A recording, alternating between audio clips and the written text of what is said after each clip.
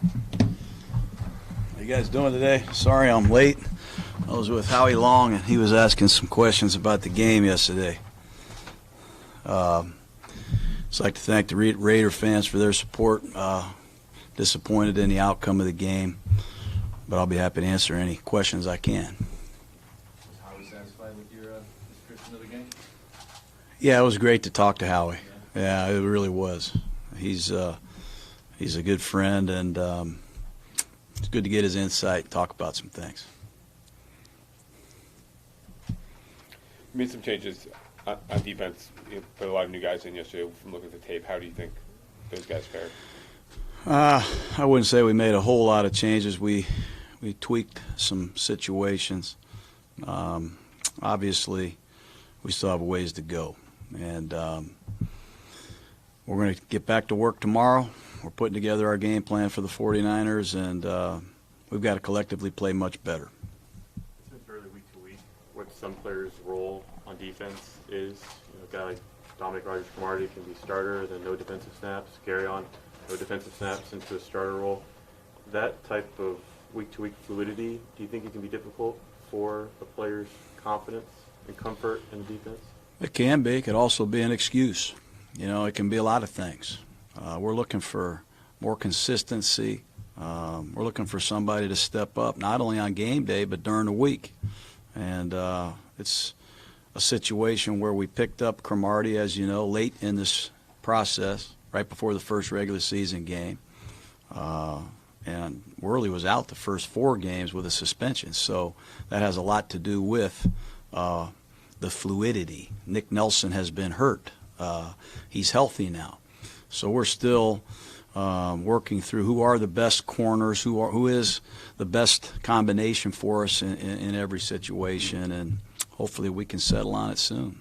Gentlemen, Paul Gunther had said last week, and then it was echoed by Darryl Worley post-game yesterday, that they thought that last week's practice was as good as they had had all year on defense. That being the case, how do you, not justify, but how do you account for the way it went?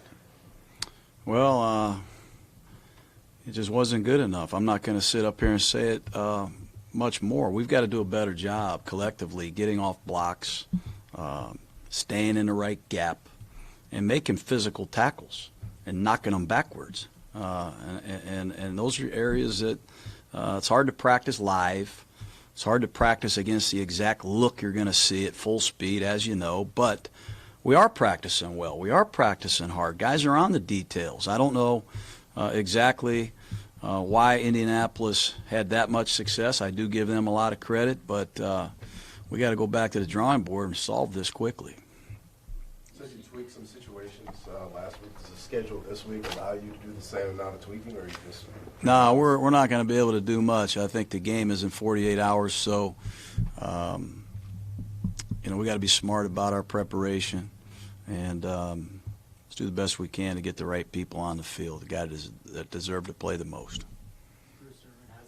His percentage of defensive snaps is around 30%. That's lower than in recent seasons. Is there a reason why he's not on the field as much? Is he only in certain packages? Are you disappointed with his performance? Well, he's tweaked his shoulder a little bit. I think that has a little bit to do with it. Obviously, when someone's running the ball as effectively as they were yesterday, you don't get in any of the mixed down pass rush situations where Irvin is most effective. So I think that combination has a lot to do with his numbers being down. What's your confidence level that Kaleche can suit up this week? I'm getting more confident. I was really pleased to see him on the practice field last Friday. He got some work in. I think he's getting closer, but we'll know a little bit more tomorrow, obviously. He's been someone we've really missed, but I do credit John Feliciano for playing well yesterday. I was really pleased with our line. After not playing particularly well collectively in London, that group of 5 really responded and played well for us yesterday. You guys placing Clemens on IR this week? I believe that'll be the case. It's a serious knee injury, and it's another big loss for us. He was a guy that was a swing tackle for us, backing up both positions. He was a veteran, been doing a good job, came in and helped us in Miami, so that's a big blow for us. You mentioned your line. What else did you see on offense? You guys were in sync yesterday, probably the best you've been in a while. What was the thing you saw on film? Well, I think it all starts with pass protection and just balance. You know, we had some good runs from Doug Martin. I thought the run blocking was better collectively. I thought, we used Derek Carrier. We used Keith Smith creatively a few times, got them involved in the game. Derek played well, had time to see the defense, had time to get through his progressions, and I thought we had 4 or 5 really good drives. Unfortunately, we didn't see the ball enough. Do you anticipate Justin Ellis will return to practice this week? I don't know about this week. I know Eddie Vanderdoes has a chance to make his debut against the 49ers. You know, Justin Ellis is a guy we really miss. Obviously, we re-signed him quickly in free agency to make him a big part of this run defense. But I don't know that he'll be back any sooner than Arizona, honestly. What did LaFell bring to the offense, having him out there as much as He's a good player. You know, he's been in a Super Bowl. He's been productive as a Carolina Panther, as a Patriot. He's been productive as a Bengal. He's a pro. He's a big guy. He can run after the catch. He can block. He's detailed. He's tough.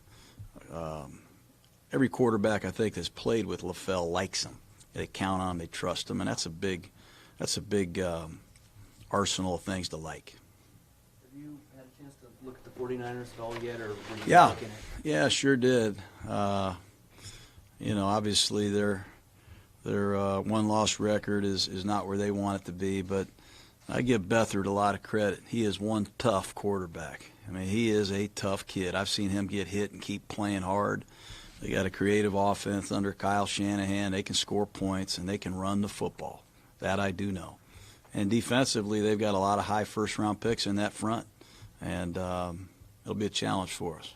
John, facing the 49ers and Kyle Shanahan over there, you got another one of your Chargers that is out there that's kind of become a bigger name as in the coaching fraternity. But 2004-05 on your staff in Tampa Bay, you had him, Raheem Morris, your brother, Mike Tomlin, Joe Woods. I mean, what about that time period there for you was special? You know, it was just a great group of guys, a brat pack. You know, I always had taken pride in hiring young coaches that love it, that have some passion for the game, that are good communicators, and that was a fun time. That was a fun time for sure. And I remember Mike Shanahan calling me, asking me if I'd be interested in hiring his son. I thought it was an honor to have Kyle on my staff. Unfortunately, I couldn't keep him long enough. In the woodshed, did that help? Yeah, that was great. We had a lot of fun back in those days. The woodshed, I called it. People are going to take me to the woodshed here pretty soon if we don't get this thing going. But, again, I'm proud of our offense. I'm proud of our team for coming back yesterday. We just got to keep grinding and keep pushing, and I'm sure Kyle's going to do the same thing. How do you evaluate Doug Martin's performance? He seemed to have some good runs, but the fumble obviously. Yeah, he's a good player. You know, he had to fumble. Obviously, that will be remembered by a lot of people, and rightfully so. But what a performance he had yesterday. He picked up a couple blitzes. He ran with authority. He can catch the ball. Got a great stiff arm still, and he still has a lot of life in his legs. He's a good back, and he and Richard in Washington will have to carry us here down the stretch. But happy Doug is here. Did not having Marshawn and the first game with Amari, without Amari, force you to be creative in ways that were beneficial? I don't know. I think we've tried to be creative. I think anyone will tell you, the injuries on the offensive line, multiple injuries really at left guard, right tackle, can stymie you, can make things tough on everyone. And an 11-hour flight can make things even doubly hard. But I'm not going to say anything other than yesterday we had a good rhythm. We were able to finish some drives. And I think Derek Carr showed you what kind of quarterback he is when he gets legitimate pass protection and has some balance, and that was exciting. Coached in the Raider Niner game before. Is there something extra special about these players? Yeah, at least for me it is. Battle of the Bay. I remember Tim Brown catching a pass in overtime to beat the 49ers. I still have great memories of that game. My man Janikowski, I think I went to him on second down. He missed a field goal. That was a fun day in the Candlestick Park. The wind was blowing. Fans are great. I wish the game, had 2 8-1 or 7-1 teams playing in it. Hopefully someday soon you'll see a game like that. But this is still going to be fun for the fans and fun for both teams. How did you see Reggie Nelson respond to the decision to make him an active Yeah, yesterday? great. I think he's a great teammate. He's an unselfish guy. That's the one thing I'm proud of with all of our veteran players that we have here. They've been unselfish. They've shown some character, a lot of character, some mental and physical toughness, and hopefully our young players can wrap their arms around that and learn from it. But it was tough, and I'm sure on him it was tough on our team. The short week, how do you balance dealing with the trade deadline stuff coming tomorrow? Yeah, I'm not on the phone calling around for trades. You never know who's going to call. You never know who's going to call or what the call will entail. But the deadline is looming, and can't get here soon enough. Nick Morrow played more snaps yesterday than he had in the previous few. What did you see from him and also from Cabinda in the city? Yeah, I thought Morrow, he had a couple issues with his underneath coverage. We expect him to tighten up. He's a run and hit linebacker. He needs to play. He's that's another group, another position that we haven't had much fluidity or too much fluidity. I try to stay away from four-syllable words, but I thought he did some good things. Cabinda played in the middle, didn't play a whole lot, but got his eyes open. That was good. Hopefully you'll see more and more of those two guys here in the next few games. What's your confidence level in Martavis Bryant right now? I'm confident in him. I'm confident in Seth Roberts, too. I'm confident in LaFell. I'm confident in Jordy Nelson. I'm confident in all our receivers. It's hard to get everybody out there when you only have 47 or 48 plays. It's pretty hard. I guess it was your dad that called Mike Holmgren and said, hey, would you consider having my son come and work for the 49ers?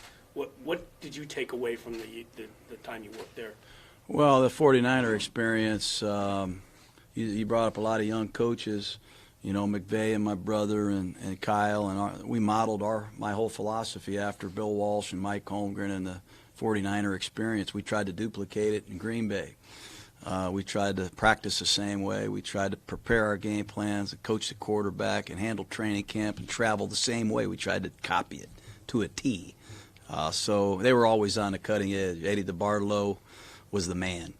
Everything they did was better and bigger than everybody else. And I think they set the bar very high for every team in the league, and I think they were copied and emulated by just about everybody. Is there any chance at all that Marshawn could return this season, or in your guys' minds, was that a season-ending groin situation? Yeah, I don't know. I would say it'd be very difficult, but I'm never going to shut the door with a guy like that.